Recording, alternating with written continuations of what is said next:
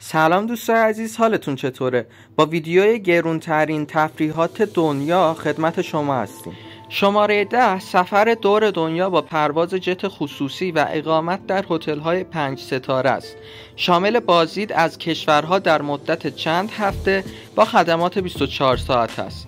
هزینه‌اش بین 2000 تا 1.5 میلیون دلار به ازای هر نفره. شماره 9 خرید بلیت متاورسی یا NFT Based Experiences لوکسه. مثل مالکیت مجازی در دنیاهای لوکس دیجیتال یا کنسرت‌های خصوصی آواتاریه. هزینه پروژه ممکنه صدها هزار دلار یا بیشتر هم باشه. شماره 8 اجاره یک شهر یا قصر تاریخی برای مراسم خصوصیه، مثل کرایه کل قلعه‌ای در اسکاتلند یا ایتالیا برای جشن عروسی یا مهمانی. هزینه‌اش بین 100,000 تا چند میلیون دلاره. شماره 7 تجربه ناهار یا شام در زیر آب یا در ارتفاعات مثل شام در آسمانه. شامل پروازهای هلیکوپتر، سرآشپزهای ستاره‌دار و محیطهای عجیب و غریبه. هزینه برای هر گروه تا 100,000 دلار هزینه داره. شماره 6 سفر به قطب جنوب با کشتی یا هواپیماهای خصوصیه. اقامت در کمپ‌های لوکس در یکی از دورافتاده ترین نقاط زمین. هزینه 75,000 تا 500,000 دلاره. شماره 5 شکار حیوانات خاص در آفریقاست یا همون سافاری‌های لوکس. خیلی از آدما در این مورد انتقاد میکنن، ولی هنوز در میان برخی از ثروتمندان محبوبه. هزینه بین 50,000 تا 150,000 دلاره. شماره 4 خرید بلیت مسابقه فرمول 1 همراه با VIP هاسپیتالیتیه.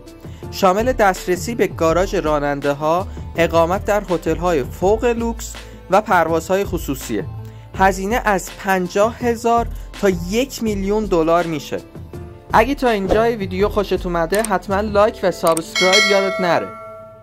شماره 3 سفر دریایی با سوپریات خصوصیه.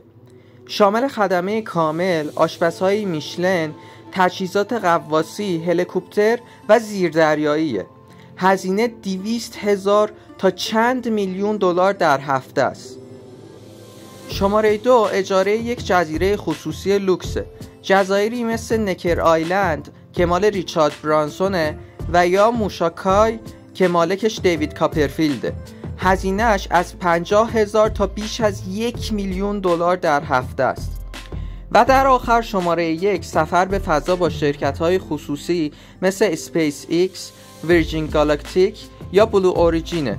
تجربه‌های منحصر به فرد از پرواز و دیدن منظره‌های زیبا و عجیب و دیدن زمین از فضا. هزینه بین 250,000 تا 55 میلیون دلار میشه. امیدوارم از این ویدیو خوشت اومده باشه و حتما لایک و سابسکرایب یادت نره. منتظر گرونترین های بعدی هم باش. تا ویدیوی بعدی، خدا نگهدار.